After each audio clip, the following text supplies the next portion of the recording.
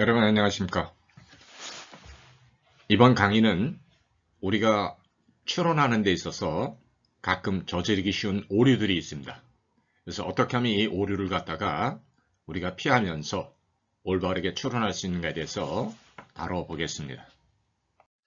자, 오류하고 판단은 판단은 구별되어야 됩니다. 그래서 오류는 여러분들이 추론이 부당한 것을 뜻하지만 판단이 틀렸다는 것은 그 판단이 거짓이라는 겁니다. 그래서 오류하고 거짓 판단은 다르다라는 거, 요거를 잘 구별해야 됩니다. 자, 오류라는 것은 틀린 것이 아니라 연결이 잘못된 것을 뜻합니다. 오류는 추리에서만 나타납니다. 그래서 오류 분석은 판단 분석과 같은 것이 아닙니다. 추론에 있어서 오류란 우리가 전제로부터 결론을 갖다가 연결하는 과정에서 전제로부터 결론을 이끌어내는 과정에서 이 연결이 제대로 이루어지지 않은 것을 뜻합니다. 오류란 이런 점에서 틀린 것과 절대로 같은 게 아니다. 오류란 연결이 부당한 것을 말한다. 이렇게 여러분들이 기억하시면 될 것 같습니다. 판단이란 명제가 참 아니면 거짓, 이 둘 중에 어느 하나의 진리값을 갖는데 명제가 참인지 명제가 거짓인지를 구별해내는 것을 우리는 판단한다고 합니다. 그래서 참은 옳은 판단이다. 옳다라는 얘기는 사태가 그러그러하다, 이렇게 이해하면 될 것 같습니다. 거짓은 틀린 판단입니다. 그래서 틀린 판단은 사태가 그렇지 않다라는 뜻입니다. 그래서 판단한다라는 얘기는 진과 위를 구별하는 거다. 진위를 구별하는 거다. 그리고 한자에서 우리는 이걸 갖다가 시시비비를 가린다, 이렇게 얘기합니다. 그래서 시금석이라는 말이 있는데, 즉 그게 진짜 황금인지 가짜 돌덩어리인지 구별하는 것을 우리는 진리의 시금석이다. 즉 우리는 진리 검증이다, 이렇게 이해하면 될 것 같습니다. 그래서 황금과 돌을 구별해내는 것, 이게 이제 시금석이듯이 진리의 시금석이란 우리가 판단이 참인지 거짓인지를 구별해내는 거다. 그래서 모든 판단은 참 아니면 거짓, 이 둘 중에 어느 하나의 진리값을 갖고 있기 때문에 반드시 우리는 참과 거짓을 분리해 봐야 된다는 거죠. 그래서 그런 것은 그렇다라고 말하고 그렇지 않은 것은 그렇지 않다고 말해야 한다. 이게 바로 판단의 진리 검증이라는 거죠. 자, 언어 사용의 오류에서 오는 혼란스러움이 있습니다. 그래서 우리는 애매모호하다라는 말을 다 붙여서 이렇게 쓰는데 사실은 애매하다는 거하고 모호하다는 것은 좀 구별해서 말할 필요가 있습니다. 먼저 애매성의 오류에 대해서 우리가 한번 따져보겠습니다.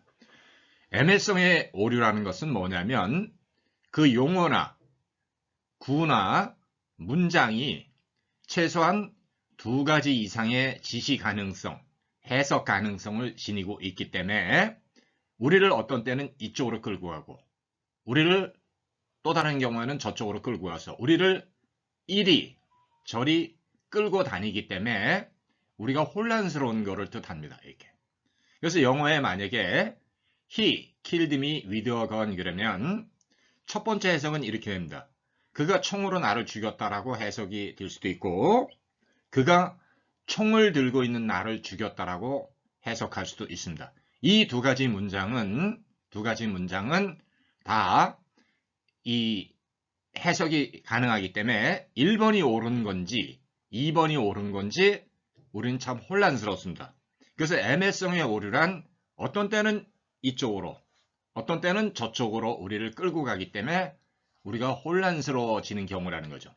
그래서 애매성은 두 가지 이상의 지시 가능성, 두 가지 이상의 해석 가능성이 있기 때문에 우리를 혼란스럽게 하는 걸 우리는 애매함의 오류다, 이렇게 이해하면 될 것 같습니다. 자, 이번에 이제 모함의 오류에 대해서 살펴보겠습니다. 모호하다라는 것은 크라이테리아, 즉 기준이 명확하지 않을 때 발생하는 겁니다. 예를 들면 국가는 가난한 자를 도울 것이다. 이렇게 얘기를 할 때 가난하다는 것의 객관적 기준이 매우 불분명합니다.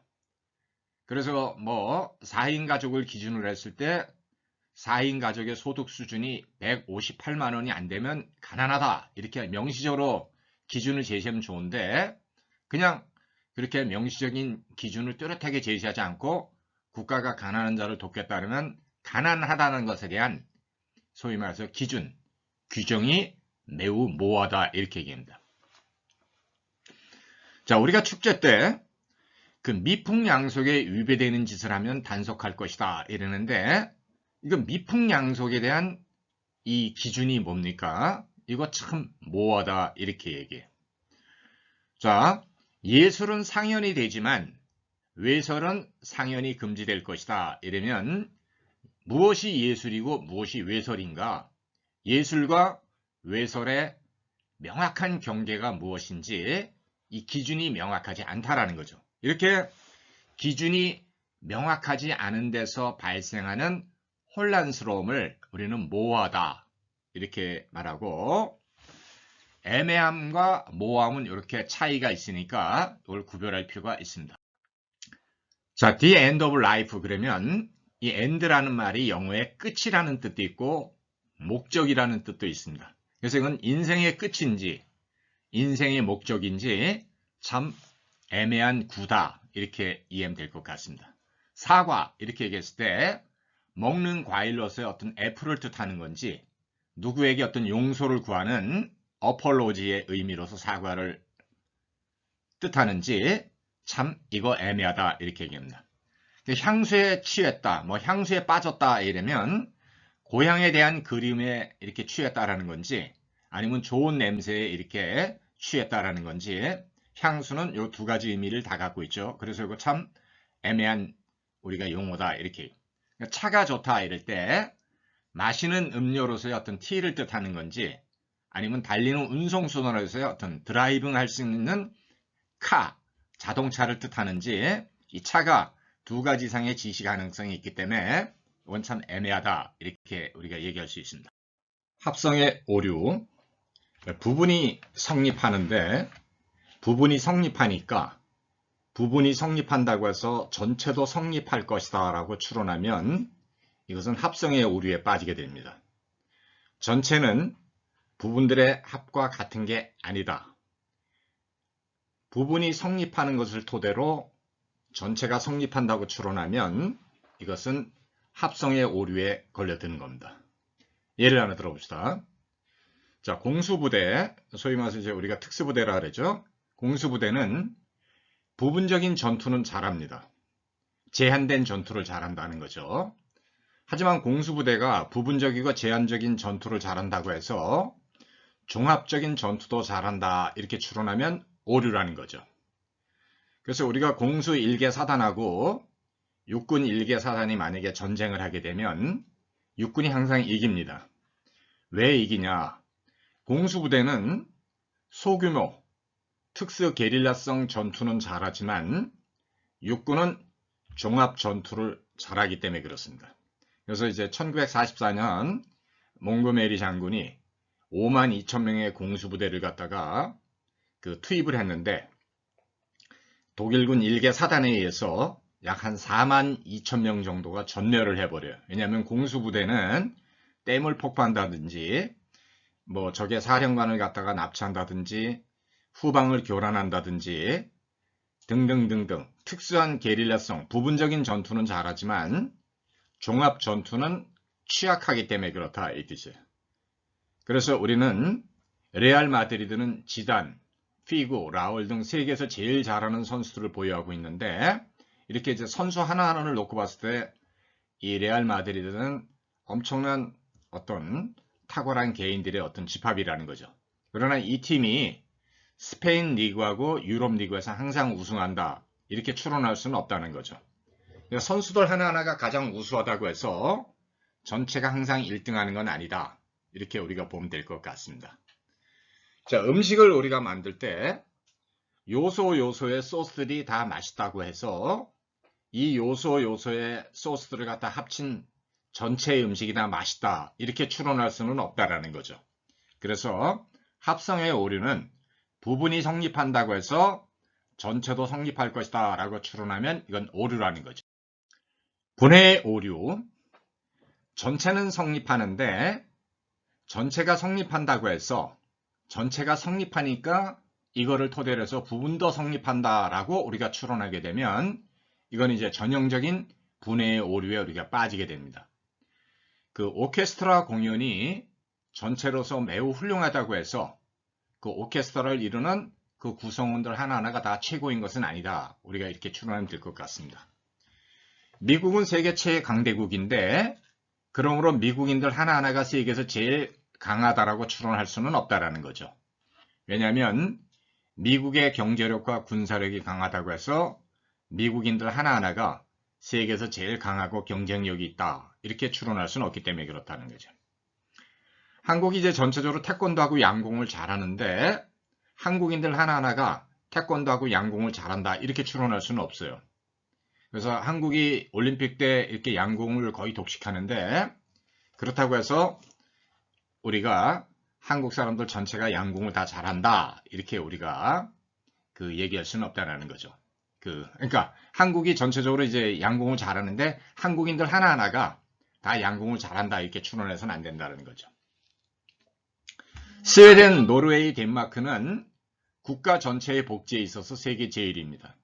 하지만 그렇다고 해서 이들 국가들의 구성원들 하나하나가 다 잘 산다. 이렇게 추론할 수는 없다라는 거죠.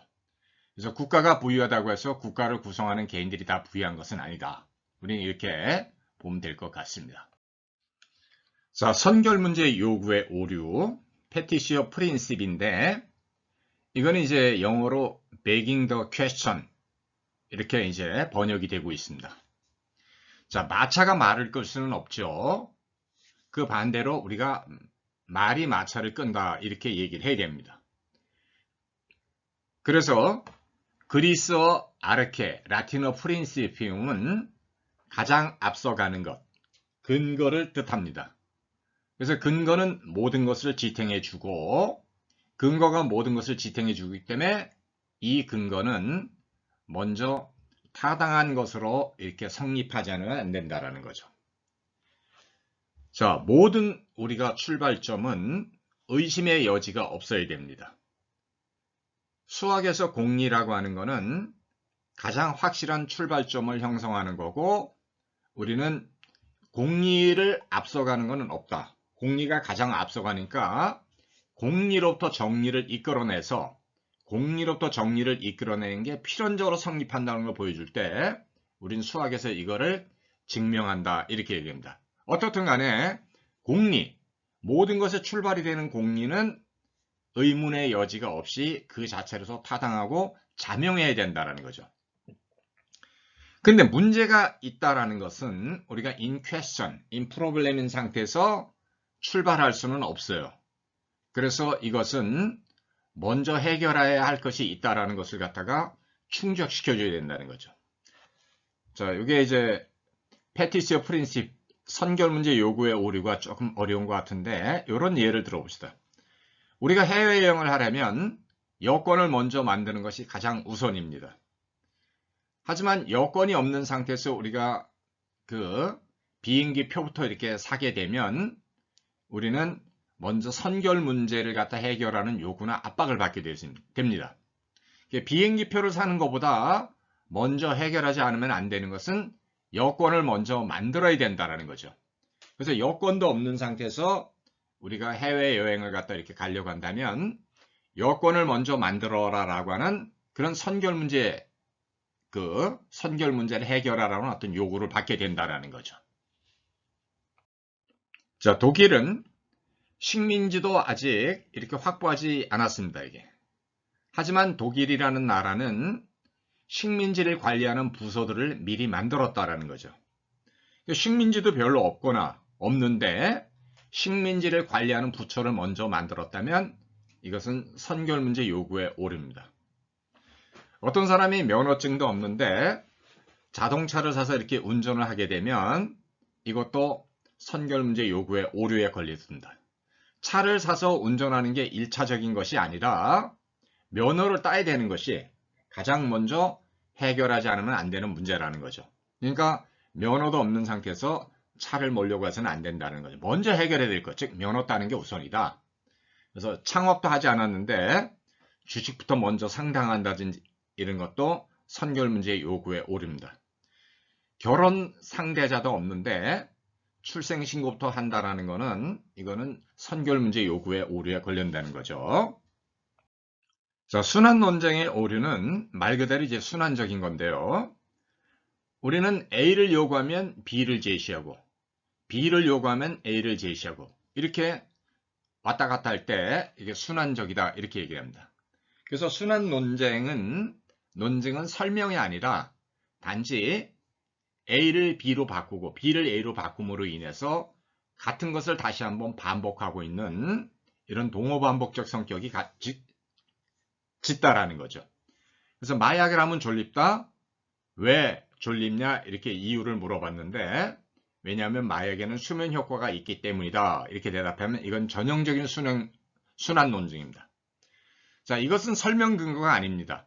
졸리운 것과 수면 효과는 사실 같은 의미이기 때문에 이거는 뭘 해명하는 게 아니라 순환적이라는 거죠. 자, 마약의 어떤 화학 성분이 우리의 부교감 신경을 마비시키기 때문에 우리가 졸리운 것이지 이렇게 얘기되면 이제 이거는 이유를 제시하는 건데 졸립다는 것과 수면 효과는 사실은 순환적이다라는 거죠. 그래서 우리는 마약을 하면 졸립다 이럴 때 왜 그러냐 그러면 이유나 근거를 제시해야 되지 그 마약에는 수면 효과가 있기 때문이다 이렇게 얘기하면 이거는 논점을 갖다가 해명하는 게 아니라 논점을 순환적으로 반복하고 있다는 것 이거를 우리는 기억할 필요가 있습니다. 코란은 옳다. 왜 코란이 옳으냐? 마호메트가 말했기 때문이다. 마호메트가 말한 것이 어째서 옳은 것인가? 알라가 그렇게 계시했기 때문이다. 알라가 그렇게 계시한 것이 어째서 참이냐? 왜냐하면 코란에 그렇게 적혀 있기 때문이다. 코란에 적힌 것이 어째서 참이냐? 왜냐하면 마호메트가 그렇게 말했기 때문이다. 전형적인 순환 논쟁입니다. A라고 얘기하면 B라고 대답하고 B라고 요구하면 C라고 대답하고 C라고 요구하면 D라고 대답하고 D라고 요구하면 A라고 대답하기 때문에 순환적이다라는 거죠.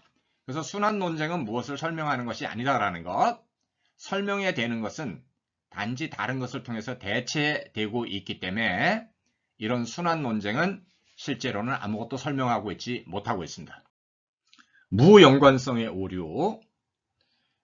무연관 내지는 부적합성은 주장과 결론 사이에 아무런 관계가 없거나 부적절한 설명을 제시할 때 발생하게 됩니다.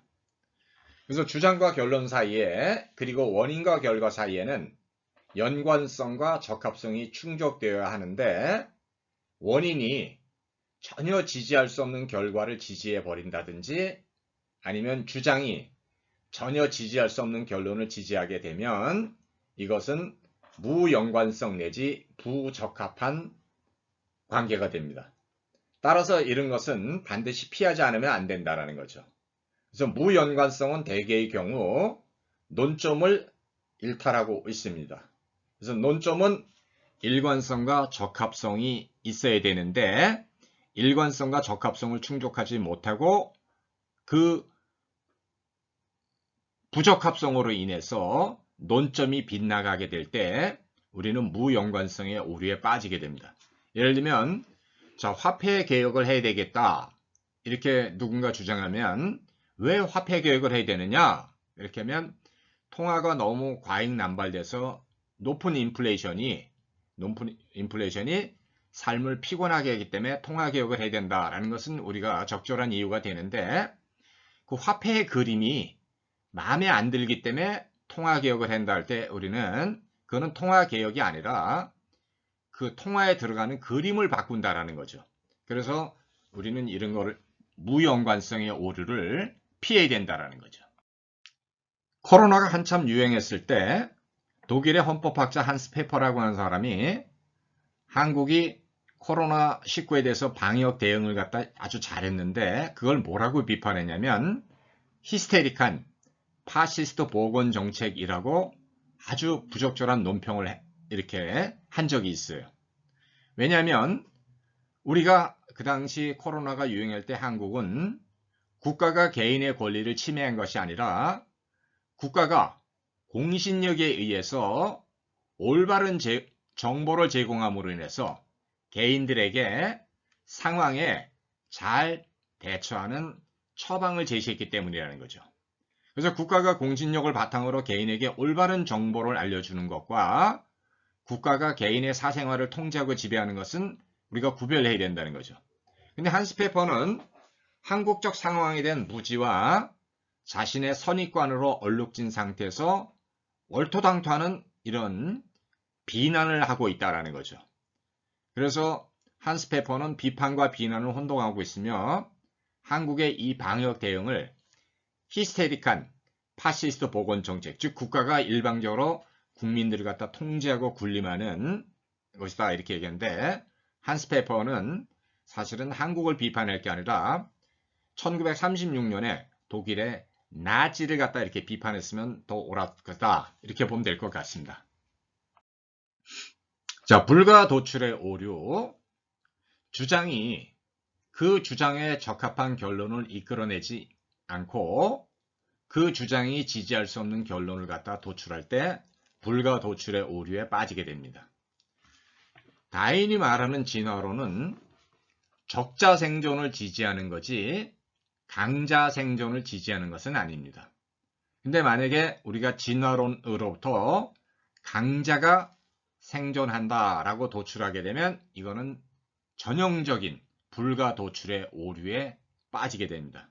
왜냐하면 진화라는 것은 변화된 환경에 잘 적응하거나 아니면 변화된 환경에서 자신의 그 유전자를 갖다가 잘 적응시킴으로 인해서 살아나는 거지 강한 자가 살아남는 게 아니다라는 거죠. 적자고 강자는 다르다는 거죠.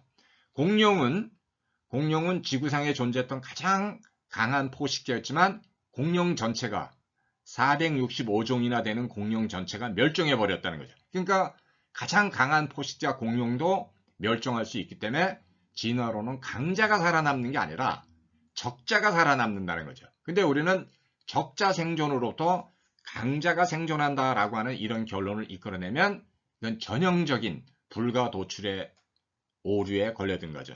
그래서 히틀러 같은 사람들이 우생학과 인종학을 갖다가 이제 강한 자만이 살아남는다 이렇게 이제 그 전개해 갈 때 히틀러는 전형적인 불가 도출의 오류에 빠진 사람이다 이렇게 보면 될 것 같습니다. 자, 유전자 복제는 자연에서 성비 불균형으로 인해 종이 멸종되는 것을 막기 위해서 보통 유전자 복제를 하게 됩니다. 그래서 우리는 체세포 복제를 통해서 인공 수정을 시키고 그렇게 함으로써 종의 절멸을 갖다가 막을 수 있다라는 거죠. 그래서 유전자 복제가 필요한 경우는 자연 종의 성비 균형이 맞지 않아서 멸종되는 종을 갖다가 보존하기 위해서라는 거죠. 근데 유전자 복제는 종의 멸종을 막기 위해서 우리가 행하는 거지 우생학이 지배하는 세계를 만들기 위해서 우리가 유전자 복제를 하는 건 아닙니다. 물론 히틀러는 우생학이 지배하는 세상을 위해서 유전자 복제를 해야 되겠다 이렇게 얘기했지만, 그래서 유전자 복제가 우생학을 지지하는 것으로 된다면 이것은 불가 도출의 오류가 됩니다. 유전자 복제는 종의 멸종을 막는 것에 대해서는 적합성을 지니지만 우생학이 지배하는 것을 정당화하는 것은 결코 아니다라는 거죠. 그래서 주장으로부터 전혀 도출될 수 없는 결론을 이끌어내면 이것은 불가 도출의 오류에 걸려들게 된다. 이렇게 보면 될 것 같습니다. 자, 다윈은 이제 적자 생존을 주장합니다. 자연 종들은 변화된 환경에 잘 적응하거나 아니면 잘 적응함으로써 변화된 환경에서 살아남을 수 있다라는 거죠. 그래서 악어는 공룡보다 잘 적응했기에 살아남았습니다. 공룡은 가장 강한 포식자지만 멸종했죠. 그래서 다윈의 자연 도태설은 이 점에서 경험적인 증거를 통해 그 타당성이 입증되었습니다. 하지만 히틀러는 진화론은 잘못 이해했고 그는 진화론으로부터 강자가 살아남는다는 강자 생존을 이끌어냈다는 거죠. 하지만 공룡은 가장 강한 포식자이지만 멸종했습니다. 그래서 진화는 적자가 살아남는다는 것을 지지해주고 정당화하는 거지, 진화는 강자가 살아남는 걸 지지하는 게 결코 아니라는 거죠. 강자도 진화의 과정에서 퇴출당한다는 거죠. 이 점에서 진화론은 적자 생존을 지지하는 것이지 절대로 강자 생존을 지지하는 것이 아닙니다. 히틀러는 진화론의 적자 생존으로부터 강자 생존이라고 하는 잘못된 결론을 도출했다는 거죠. 이것이 바로 이제 불가 도출의 오류에 해당이 된다는 거죠. 그래서 진화의 과정에서 어떤 종이 살아남고 어떤 종들이 멸종할지는 우연과 적응이라는 복잡성에 의해서 결정됩니다. 다윈의 진화론은 진화가 방향과 목적을 지니고 있다는 학설, 즉 정향 진화설을 비판하고 있습니다. 다윈이 히틀러의 무지까지 책임질 필요는 없다라는 거죠. 진화는 절대로 그 어떤 종들에게 생존을 보장해 주는 게 아닙니다. 그래서 생명의 진화에서 우리가 경험하는 것은 종들은 살아남기 위해서 생존 투쟁을 벌인다라는 거죠. 그래서 진화는 불편하지만 이것은 진화에 부정할 수 없는 사실입니다. 그래서 살아남아야 한다는 것이 진화에서 모든 종들이 겪지 않으면 안 되는 생존 투쟁의 모습이다라는 거죠. 투쟁과 갈등은 종의 보존에 있어서 필수 불가결합니다. 자, 성급한 일반화의 오류. 제가 이전에 올린 동영상에서 이 귀납 추론에 대해서 설명해 본 적이 있습니다. 그때 귀납 추론이라고 하는 것은 전제가 경험적으로 결론이 성립하는 걸 경험적으로 얼마만큼 지지해 주느냐라고 하는 지지 정도의 일반화에 관한 추론이라고 이제 분명하게 얘기를 했습니다. 그래서 귀납은 전제가 결론을 경험적으로 지지해 주는 일반화의 정도에 관한 추론입니다. 그래서 귀납에서는 필연이 배제됩니다. 연역에서는 물론 예외가 배제되고요. 그래서 귀납 추론에서는 전제가 결론을 지지해주는 정도가 항상 확률적으로 몇 %다라고 이렇게 측정된다는 거죠. 그렇기 때문에 우리는 지지 정도에 대한 정확한 근거를 제시할 수 있어야 된다는 거죠. 그래서 지지 정도에 대한 정확한 표현 대신에 모든 것을 갖다 총괄해서 과도하게 일반화 시켜버리면 우리는 부정확하다는 비판을 받게 됩니다. 이거는 우리가 반드시 피해야 된다는 거죠. 그래서 우리는 전체 중에서 해당되는 정도와 해당되지 않는 정도를 구별해서 말을 해야 된다는 거죠. 해당되는 것과 해당하지 않는 것을 구별하지 않고 모두 하나로 묶어서 말하면 이것은 타당하지 않다라는 거죠. 그래서 우리는 성급하게 일반화해서 말하는 것을 피하지 않으면 안 됩니다. 성급한 일반화의 오류는 주로 귀납 추리에서 이렇게 많이 발생합니다. 그래서 전체 중에서 해당하는 정도를 정확하게 말하는 것은 매우 유익합니다. 그래서 전체 중에서 해당하는 정도와 전체 중에서 해당하지 않는 정도를 구별해서 말하는 것은 이 점에서 필수라는 거죠. 그래서 이런 구별을 무시하고 모든 것을 싸잡아서 일반화해서 말한다면 이것은 성급한 일반화의 오류라는 거죠. 그래서 한나 아렌트가 독일은 한 명의 히틀러만 있었던 게 아니라 독일 민족 5,500만 명 전체가 잠재적으로 다 히틀러였다 이렇게 추론하는데 이거는 전형적인 성급한 일반화의 오류에 해당이 됩니다. 자, 증거 불충분의 오류가 있는데 증거가 불충분한 상태에서 결론을 내리게 되면 결론의 신빙성이 떨어지게 됩니다. 닐스 보어라고 하는 물리학자, 하이젠베르크, 아인슈타인, 슈레딩거라고 하는 물리학자가 음악을 좋아한다고 해서 물리학자들 모두가 음악을 좋아한다 이렇게 얘기하면 이거는 너무 성급한 일반화라는 거죠. 그 다음에 이 결론의 신빙성이 너무 없다라는 거죠. 왜냐하면 달랑 4명의 물리학자라고 하는 증거를 통해서 물리학자들이 음악을 좋아한다 이렇게 너무 결론으로 비약을 해버렸기 때문에 우리는 이 결론의 신빙성이 너무 증거가 적은 상태에서 내렸기 때문에 증거 불충분의 오류다 이렇게 얘기합니다. 자, 이번에 이제 편향 통계의 오류가 있는데 이것도 이제 한번 따져봅시다. 자, 증거가 충분하다고 하더라도 증거가 한쪽으로 쏠리게 되면 이것은 편향 통계의 오류에 해당이 됩니다. 편향 통계는 증거들이 충분함에도 불구하고 이 증거들이 한쪽으로 쏠려서 대표성을 결여하게 되는 위험과 단순성이 있다라는 거죠. 그래서 카탈루니아 사람들만 표본 조사하면 스페인에 대한 전체적이고 균형 잡힌 파악을 내릴 수가 없습니다. 음식을 골고루 섭취해야 우리가 편식을 예방하는데 우리가 어떤 하나의 좋아하는 음식만 이렇게 먹게 되면 우리는 전체로서 몸에 이 균형 잡힌 어떤 이 식단을 갖다 충족시키지 못하죠. 그래서 증거가 한쪽으로 쏠려서 그 증거가 대표성을 결여하게 되면 결론이 너무 한쪽으로 치우쳐 버렸다라고 하는 그런 비판을 피할 수 없게 됩니다. 그래서 우리는 편향 통계의 오류, 한쪽으로 쏠린 자료를 갖고, 즉 대표성이 없는 자료를 갖고 결론을 내리게 될 때 그 결론이 신빙성이 떨어진다라는 거죠. 자, 그 다음에 이제 성급한 일반화의 오류. 아까도 설명했지만 귀납에서는 필연이 배제됩니다. 그래서 귀납에서는 전체 중에서 해당하는 정도와 전체 중에서 해당하지 않는 정도를 늘 구별해서 얘기해야 된다는 거죠. 그래서 이런 구별을 하지 않은 채 해당되지 않는 것을 마치 해당되는 것처럼 취급하는 것은 성급한 일반화의 오류입니다. 이것은 우리가 반드시 피해야 됩니다. 그래서 우리는 성급한 일반화의 오류를 항상 피하는 훈련을 해야 된다는 거죠.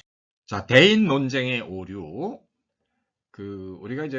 제가 이제 대학에서 이렇게 학생들한테 이렇게 강의하고 그럴 때, 비단 뭐 우리 한국인들만 그런 건 아니지만, 예를 들면 뭐 중국인, 일본인, 기타 뭐 미국인, 유럽인들도 그렇고, 상당수의 많은 경우에 있어서는 이렇게 논쟁을 시켜보면, 이 대인 논쟁의 오류에 빠지는 거를 이제 많이 제가 목격한 적이 있어요, 이게. 그래서 우리는 대인 논쟁이 왜 오류인지를 한번 살펴봐야 될 것 같습니다.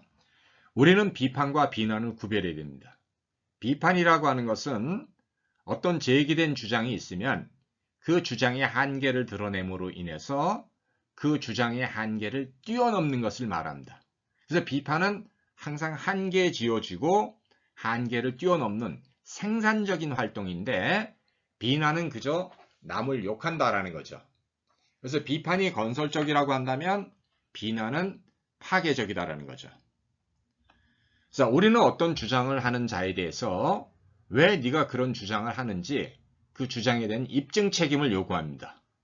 그래서 그 주장의 부족한 점이 무엇인지를 우리는 들춰내고 비판하게 된다는 거죠. 하지만 주장하는 자의 근본 쟁점은 건드리지 않은 채 주장하는 사람을 공격할 때 우리는 대인 논쟁의 오류에 걸려든다는 거죠.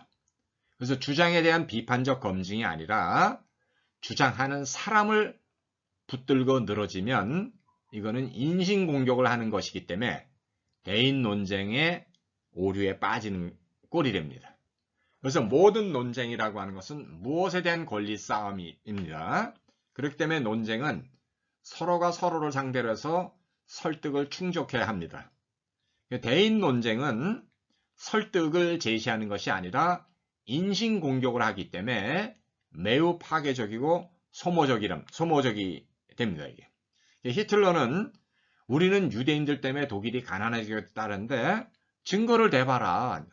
유대인이 도대체 왜 독일인들을 가난에 빠뜨리게 했느냐라는 그런 객관적인 증거도 되지 못한 채 유대인이 우리 독일 민족을 갖다가 비참하게 이끄는 그런 장본인이다 이렇게 이제 공격을 하게. 이건 전형적인 대인 논쟁의 오류라는 거죠. 그래서 우리는 논쟁할 때 주장의 설득력과 주장하는 사람을 구별해서 이렇게 말을 해야 됩니다. 상대방이 싫다고 해서 상대방이 주장하는 논거가 다 설득력이 없는 것은 아니라는 거죠. 그래서 주장하는 자의 논거가 설득력이 있느냐 없느냐가 평가의 기준이지 주장하는 자 자신이 평가의 대상이 될 수는 없다는 거죠. 그래서 논쟁은 감정에 휘둘리게 해서는 안 되고, 논쟁은 설득력의 근거를 얼마나 잘 충족시킬 수 있는가에 따라서 좋은 논쟁과 나쁜 논쟁으로 이렇게 구별될 수 있을 것 같습니다. 히틀러는 유대인에 대해서 이렇게 잘 알고 있지도 못했습니다. 그는 유대인들에 대해서 전혀 검증되지 않고 떠돌아다니는 말만 믿고서 그 편향 통계의 오류에 빠져가지고 이것을 토대로 유대인을 갖다가 이제 절멸시키려고 했다라는 거죠. 그는 유대인에 대한 객관적 검증보다는 유대인 탄압을 통해서 자신의 정치적인 목적을 달성하고자 했다는 거죠. 그래서 자기의 정권을 유지하기 위해서 유대인을 박해하는 것, 유대인을 절멸하는 것을 하나의 수단으로 이렇게 악용했다라는 거죠. 그래서 유대인 의정서는 러시아의 비밀 경찰이 유대인을 강제 고문해서 받아낸 허위 자백서입니다. 이게. 근데 히틀러는 유대인 의정서가 참인지 거짓인지를 구별하지 못했습니다. 이게. 그는 유대인이 금융 지배를 통해서 세계를 지배하려 한다고 근거 없는 공격을 퍼댔다는 거죠. 사태에 대한 진위 파악도 하지 못하고 유대인에 대한 맹목적 증오로 인해서 그는 비판이 아닌 비난만 늘어놓고 있습니다. 그래서 5,500만 독일인들이 히틀러를 검증하지 않고 그의 맹목적인 대인 논쟁에 의해 놀아났다는 것은 누가 무엇이라고 해도 독일의 정치적인 미성숙에 해당이 됩니다. 그래서 역사는 같은 것을 되풀이해서는 안 됩니다. 독일은 자신들이 저지른 잘못을 다시 저지르지 않도록 뼈아픈 반성을 해야 된다는 거죠. 그래서 우리는 용서할 것이지만 그렇다고 잊지는 않을 것이다. 역사를 잊은 민족에게는 장래가 없다. 요거는 이제 우리가 명심할 필요가 있습니다. 자, 유추는 여러분들이 어떤 때는 성립하고 어떤 때는 성립하지 않습니다. 그러니까 유추는 항상 성립하는 게 아니기 때문에 우리는 유추를 갖다가 만병통치약처럼 끌어다 쓰면 안 된다는 거죠. 컴퓨터의 칩을 다른 똑같은 크기로 대체하면 컴퓨터는 잘 작동을 합니다. 이건 성공합니다. 그래서 같은 부품을 다른 부품으로 대체해도 잘 이렇게 작동하게 되죠. 그런데 인간의 간의 크기하고 돼지의 간의 크기는 크기가 거의 같습니다. 우리는 컴퓨터의 칩을 교환해서 사용하듯이 돼지의 간은 인간의 간이다. 인간의 간을 돼지의 간에다 이식해도 잘 작용할 것이다. 이렇게 이제 함부로 추론해서는 안 된다는 거죠. 하지만 이렇게 간의 이식이라고 하는 것은 면역 거부 반응으로 인해 실패할 수도 있습니다. 간 이식이 반드시 성공하는 건 아니다라는 거죠. 그래서 컴퓨터 칩과 간 이식은 같은 게 아니라는 거죠. 컴퓨터 칩은 같은 부품을 다른 부품으로 대체해도 서로 호환성이 있고 작동이 가능하지만 인간의 간과 돼지의 간은 크기가 같음에도 불구하고 서로 호환해서 쓸 수 없다라는 것. 이거를 우리는 기억해야 됩니다. 그래서 우리는 칩의 교체가 성공했다고 해서 간 이식이 반드시 성공하는 건 아니다. 이렇게 이해하면 될 것 같습니다. 토끼는 독당근을 잘 먹습니다. 하지만 인간이 독당근을 먹으면 직사하죠. 그래서 독일은 사람을 죽이면 형벌이 최소 5년부터 이렇게 그 형량이 부과되는데 한국은 사람을 죽이면 형벌이 살인죄 된 형벌이 최소 7년부터 시작이 됩니다. 그래서 왜 독일에서는 5년인데 한국에서는 7년이냐 이렇게 우리가 그 독일의 어떤 사례를 유출해서 한국도 뭐 5년이다 이렇게 추론하는 건 이건 안 된다라는 거죠. 자, 이번에 이제 자연주의적 오류추르. 이거는 주로 이제 윤리적인 어떤 판단에서 이렇게 등장하는 겁니다. 사실은 그렇다는 것만 알려주고 있습니다. 근데 당이라고 하는 것은 어떠해야만 하는가를 우리가 정당화하지 않으면 안 된다는 거죠. 그래서 사실과 당위는 우리가 구별해야 됩니다. 윤리 판단은 당위 판단에 해당이 됩니다. 그런데 우리가 사실이 성립한다고 해서 사실로부터 당위를 이끌어내게 되면 이것은 자연주의적 오류추라는 비판을 받게 됩니다. 성폭행범이 있다. 하지만 성폭행범이 있다고 해서 성폭행이 정당하다고 추론해서는 안 된다는 거죠. 성폭행범이 있다고 해서 이것으로부터 성폭행이 정당화되는 것은 절대로 아닙니다. 그래서 성폭행하는 자들이 팩트로 사실로 있다고 해서 그런 어떤 사실로부터 성폭행은 정당하다라는 결론을 우리는 이끌어내서는 안 된다라는 거죠. 그래서 자연주의적 오류 추리는 사실이 성립한다고 해서 사실로부터 당위를 이끌어내는 이것을 말합니다. 그래서 사실로부터 당위를 이끌어내는 이런 자연주의 오류 추리는 우리가 반드시 피하지 않으면 안 된다라는 거죠.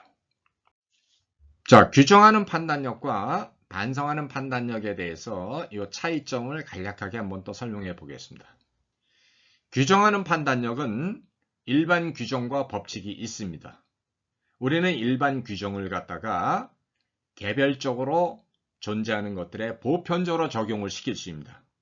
우리는 개별적인 것들이 주어지면 이것을 일반 규정 밑에 포섭해서 설명할 수 있다는 거죠.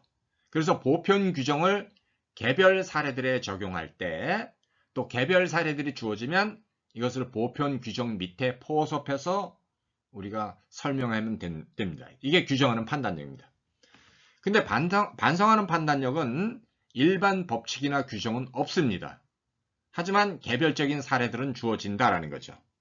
그래서 개별 사례들을 규정할 일반 법칙의 규정을 찾아내서 그거를 정당화하지 않으면 안 되는 이런 경우에 처할 때 우리는 이런 거를 반성하는 판단력의 대상이다. 이렇게 얘기를 합니다. 그러니까 반성하는 판단력은 개별적인 것들은 주어지는데 개별적인 것을 갖다가 규정해줄 보편적인 원리나 규정이 없기 때문에 우리는 보편적인 원리나 규정을 찾아내서 완성하지 않으면 안 된다는 거죠. 이럴 때 우리는 반성하는 판단력이라는 거죠. 자, 이전에 전례도 없고 어떤 규정도 없고 지시도 없다. 이때 우리는 누군가는 결단을 해야 된다는 거죠. 그래서 결단이 요구된다 이렇게 얘기를 할 때 그럼 누가 결단을 하느냐 이런 문제에 부딪힙니다. 자, 그래서 우리는 전례도 없고 규정도 없고 지시도 없을 때 누구인가는 이것에 대해서 선례를 제시하고 규정을 내려줘야 하고 지시를 내려야 됩니다. 이것은 인간의 창조적인 과제에 속합니다. 왜냐하면 없는 규정을 우리가 만들어내야 되기 때문에 그렇다는 거죠. 그래서 이런 상황에서는 결단이 내려져야만 되는데 그럼 누가 결단할 것이냐? 누가 결단할 것이냐는 문제고 그리고 누가 결단했다고 한다면 그 결단에 대해서 어떻게 우리가 무제약적 책임을 질 것이냐? 이런 이제 문제에 부딪히게 됩니다. 자, 반성하는 판단력의 몇 가지 사례들을 한번 검토해 보겠습니다. 현재 우주는 지금 팽창하고 있습니다. 이거는 경험적으로 이미 확인된 사실입니다. 허블이 1929년에 우주가 팽창하고 있다는 것을 갖다가 이미 경험적으로 입증한 거라는 거죠. 자, 이것은 우리가 이제 개별적으로 부딪히는 현상이라는 거죠. 우주가 팽창하고 있다는 것은 우리가 이미 확인한 문제다. 이 뜻이에요. 하지만 우리는 도대체 우주가 팽창하는 원인 내지는 우주가 팽창하는 근거가 뭐냐 이렇게 물어볼 때 아직 우주가 팽창하는 원인이나 근거를 알고 있는 건 아닙니다. 그러니까 어떻게 됩니까? 우주가 지금 은하계와 은하계가 이렇게 팽창하고 멀어져 가고 멀리 있는 은하계일수록 더 빨리 멀어져 가기 때문에 우리는 이 현상을 갖다 설명해 줄 일반 규정, 일반 법칙을 지금 찾아내야 되는데 인류는 아직까지도 우주가 팽창하는 것에 대한 진정한 어떤 원인을 갖다가 만족할 만하게 제시하지 못하고 있습니다. 그러니까 우리는 지금도 우주가 팽창하고 있는 그 일반적인 근거 내지는 일반적인 규정을 우리는 지금도 찾아내는 중에 있다. 이렇게 보면 될 것 같습니다. 자, 한국 사회에서 분명히 동성애자들이 있죠. 우리는 이들이 법적으로 합법적인 부부인지 아니면 부부가 아닌지 결단을 해야 된다는 거죠. 판결을 내려줘야 된다는 거죠. 이것은 엄청난 논쟁적 테마로 지금 남아 있습니다. 그리고 우리가 한국 사회가 바로 이 테마 갖고 또 굉장히 시끄럽고 보수와 진보가 갈리고 좌파와 우파가 갈려서 서로 논쟁하고 있죠. 자, 그 다음에 이제 체세포 복제로 태어난 복제 인간이 있다고 한다면 우리는 이걸 체세포 복제로 태어난 사람을 인간이라고 규정을 해야 될지 인간이 아니라고 해야 될지에 대해서 어떤 규정을 내려줘야 된다는 거죠. 그래서 우리가 처음 겪는 이런 현상에 대해서 우리는 체세포 복제로 태어난 이 복제 인간을 인간이냐 인간이 아니냐라고 하는 이 규정을 지금 우리는 내려줘야 되는데 그럼 어떻게 내릴 것이냐 라는 이 문제가 윤리학에 있어서 논쟁의 어떤 문제로 남아 있다라는 거죠.